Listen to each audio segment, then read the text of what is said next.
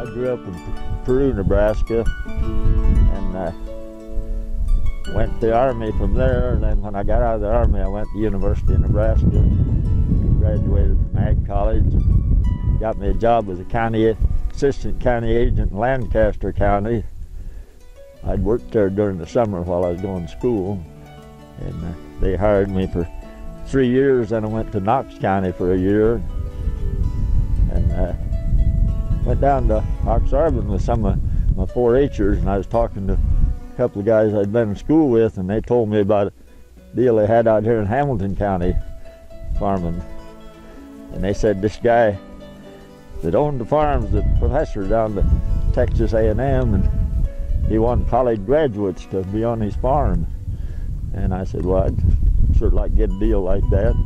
About a week later, this guy called me up and wanted to know if I wanted to farm one of his farms.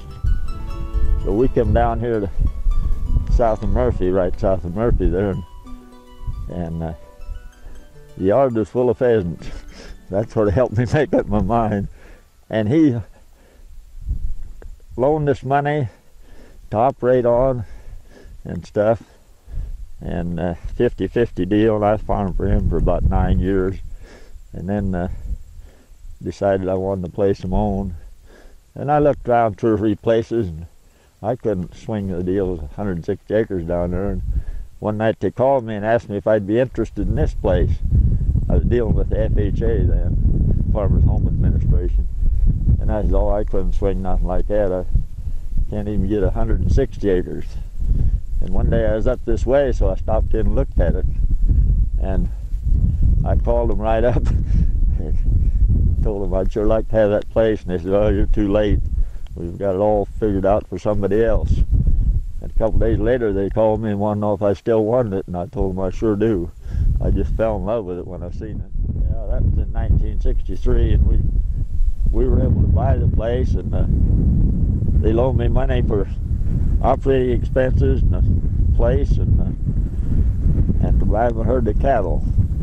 I bought 100 head of cattle put out here, and we was getting along pretty good. But I don't know, whenever one of them would have to go to town, I'd sell it, and they didn't like that. They said I wasn't supposed to sell anything unless I talked to them first. I said, well, that's sometimes too late. After a little bit of hassling with them, I decided to sell half my herd and pay off the cattle loan, and then I was able to pay the rest of it off in a few years. And now it's all free and clear, and we're real happy with it. It's been sort of a dream of mine to have a place like this. And I feel so lucky to have it. I like to let other people enjoy it too. So we let saddle clubs come down here and ride, and we've had 4-H clubs out here, and a lot of people have enjoyed it along with us, duck hunters and other hunters. So it's been a nice deal for me, I think. When I first got this place, it was all just like that east end, the big cottonwoods and brush all over it. You could hardly get around down in here. In fact, I come down here with a horse, and I'd get so tangled up in grapevines and brush, I'd have to get out and clear it so he could go on. And I started in with chainsaws. I wore out about 7 chainsaws and a big buzzsaw behind my Ford tractor that would cut these trees too and burn them. They'd have to lay a couple years before the big cottonwoods would burn. And at that time they let you burn tires, and I'd burn tires down here with a truckload and pickup load, of course, and burn them. But they had to lay a couple years before they'd burn good. And I had some terrific fires down in here when I was clearing it all. But I plowed around the edge of the tractor, made a couple of furrows sort of control it so it never got away. It never did get over on the neighbors. And so you cut 150 or 60 acres that way? Well, whatever's in here, probably. About. And for how many years did it take? Oh, I worked on it about 20 years to get that done. How big were the biggest cottonwoods? Oh, they were Probably 4 or 5 feet in diameter, Some of them? just like those big ones up there. There were some pretty big ones. And they left pretty good holes in here when the stumps rotted out. I had to fill the holes with dirt. Wow. But that, when I got it cleared pretty well, I planted wheat in here one year, and that was the year that had that big flood. I don't remember just what year that was, but it was water was about 3 feet deep all over it. So I just let it go back to grass after that. And we cut hay off of it every now and then to help keep the weed down. Usually every other year I cut hay down here. This year, last couple of years, we haven't got it cut on account of the high water. But there's a lot of, well, duck hunters used to hunt down here. They tied rags on trees so they could find their way down through there. And one time I come down deer hunting on the horse, and I got lost. I ended up way down in the neighbors there. It was pretty wild country down there, a lot of brush. Did you used to hunt deer then when Oh, you yeah. lived here? Yeah. You didn't see as many deer back then, though. No, there wasn't as many, but I got one every year. First year I got the deer, I wanted to go deer hunting. I'd never hunted deer before. And neighbor wanted me to pick his corn. And he just had to have me pick corn that day. And we got done about 4 or 5 in the afternoon. I run home and threw a little water in my face to get the dirt out of my eyes. Come down here and just get out of the pickup, and the deer come across, and I shot him, and then deer hunting was over with. Took me about 5 minutes. But some years I hunted all season and almost end the season before I'd get my deer. Well, I feel very fortunate to be here. I went through World War II, 600 days in combat. I never dreamed I'd make it through it. That's the only way I got through. I just decided I was going to get killed, so I just, well, forget it and enjoy it. And that's the way I went through without, didn't worry anymore. But I feel so fortunate to get through it, have this place. I'd like to have other people enjoy it too. I don't know, it's been quite an experience. When did you start working with Bader Park and Tule Park? Can you tell us about that? Well, when I was farming this, I farmed the neighbors over here. Cecil Thule owned the neighboring ground, and I farmed his land, and he was getting ready to sell it. And he passed away, and then his wife wanted to sell it, and she asked me about how she could keep that little park open, because Cecil always liked to have people come down there and enjoy it. And so I asked the city of Marquette about it, and they didn't want it because of the liability. Well, I talked to the other 2 commissioners, and they said we talked to our insurance company too, and they said since we had a part of Bader Park, it wouldn't be any more on our insurance. And they said they'd accept it if I took care of it. And that's going on around 30 years ago now, and I still take care of it. And it's a nice little park. A lot of people enjoy it.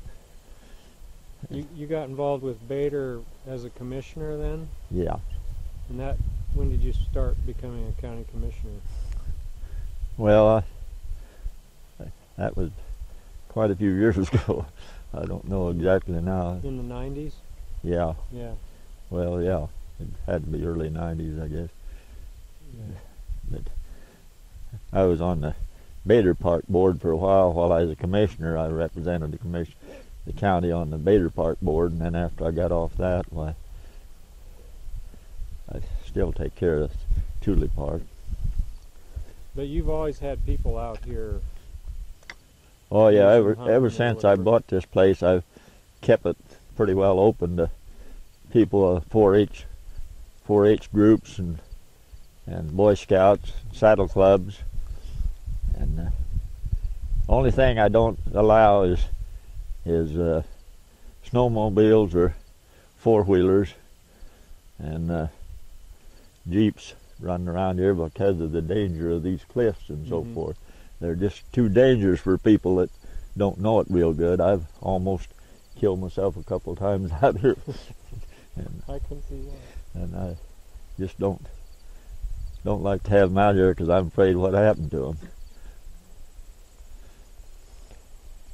But it's So go ahead and explain why you want to, or what you want to do, or see the land used for. well, I'd like to see this land kept open to the public as much as possible, and let other people enjoy it like I have, because I feel very fortunate to have had this and had the chance to live here and enjoy the wildlife. And we have a lot of deer and turkeys, not many pheasants anymore. Now and then you see one. And there's fishing ponds, and the river is a wonderful river. I grew up on the Missouri River and I enjoyed it, but it wasn't near as nice a river as it, because the water in the Missouri is usually dirty and it's dangerous because of the currents and the deep holes. This is a pretty safe river most of the time. It's a nice place for kids to get out there and play in it. It's usually pretty clean water. No, not much danger as long as it isn't in a flood stage. As you were talking, a deer ran past over the hill back there. Yeah, the more that I'm out here with you on these tours, the history is sinking in a little more. Just this is like Western. It's has a lot of Native American history, and it's just different for our area. Just that history really comes alive and gives a deeper feeling of it too. Yeah, it's just beautiful. The old Oregon Trail used to go right across here. They told me that they had two branches of it. One went across the west side of this place, and the other went over by that monument over there that they got across the river. They said the wagon trains went whichever crossing wasn't occupied by Indians. The guy telling me he didn't know whether it was hostile Indians or friendly Indians, or beggars. So he said they went whichever one the Indians weren't at that time. You're referring to the Lone Tree area north of the river here? Yeah, either Lone Tree or over on the west side of my place. But he was about 80 years old then, and he said the guy that told him was an old man and telling him about what happened when he was a kid. So it's been quite a few years ago. But I don't know, it's probably got a lot of history here.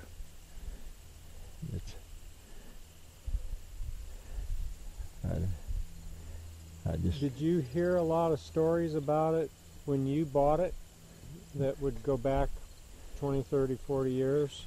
Did you have much of that filled in? About the only one much I heard was about them digging that mammoth up here on the road. One of the guys was telling me about that when they said they dug up that mammoth skeleton there on my road right south of the house. He said he and the other kid used to come over there and watch them, and they'd use toothbrushes brushing the dirt off of things. How deep was that buried? He didn't talk like it's too deep. Huh. He said, I guess they sort of unearthed it a little bit when they put the road in.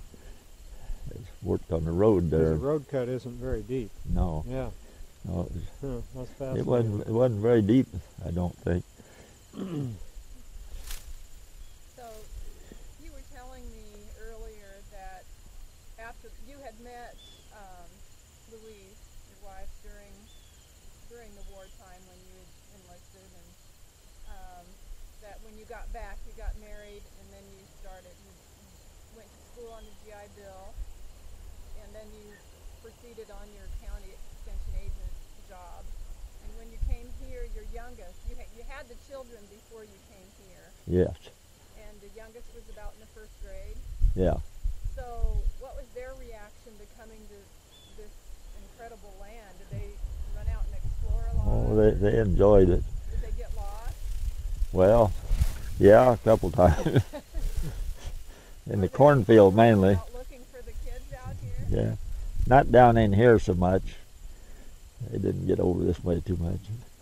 No, after I come back from the war, why, I went back and married Louise. I met her while I was in the Army and went back to Massachusetts and married her. We came out here and I started going to college. I went through the ag college, and after I got out of there, during the summer I'd worked in Lancaster County helping them, so they hired me as assistant county agent there, and I worked there 3 years. Then I went up to Seward for a year as county agent, and then I left there and come out here to this place. Some guys told me about it, and I said I'd like to have a place like that, and the guy down in Texas was a landlord, and he, of the place down to Murphy I moved to, he had me come out there and start farming. He loaned me money to operate with and buy cattle and so forth, all 50-50 livestock lease. I worked there about 9 years, then I had a chance to buy this place. Seeing it, I just fell in love with it.